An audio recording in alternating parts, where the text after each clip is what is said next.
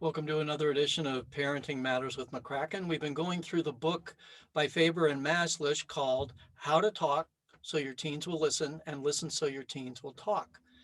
And we went through the chapter on helping teens deal with their feelings, and now we're on the chapter help engaging your teens' cooperation. And the last time that we were together, we talked about the first principle: instead of giving orders, describe the problem. And today, we're mentioning the principle: instead of attacking the teenager, describe what you feel. So, as usual, they have comics in the center of their chapter to illustrate the principle that they're teaching. And in this case, it's a father outside shoveling the snow on the sidewalk when his son comes home. And the first example is the one that we usually and easily default to. Uh, the father says, "You are so irresponsible." And the son says, "Man, I just got home. Why are you yelling at me?" And the father says, "Because I can never depend on you. You promised this morning you'd shovel the walk." And the son says, "Why are you laying it all on me? You never asked Mark to do anything."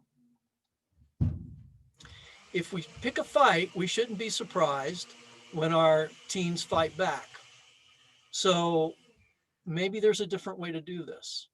Instead of attacking our teens, why don't we describe what we feel? Here's an example from the comic with maybe a more helpful way to do this.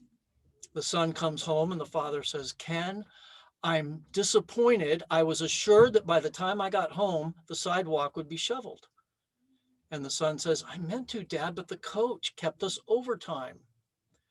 "So you meant to?" "Yeah, you go inside. I'll do it now."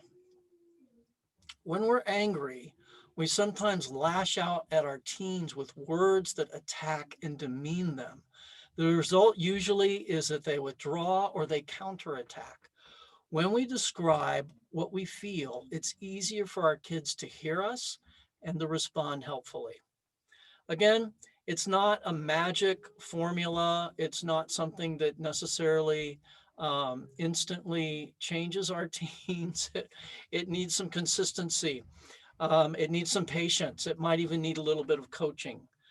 But when we learn to share how we feel instead of attacking them, it not only has a greater potential of engaging their cooperation, it teaches them how to interact in healthy ways with others. It teaches them how to interact in healthy ways with authority figures in their lives, like teachers and coaches and employers.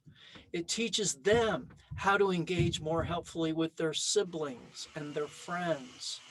So it's not just about what's helpful for us, it's also about equipping them to deal in healthy ways with relationships in their lives, both now and later.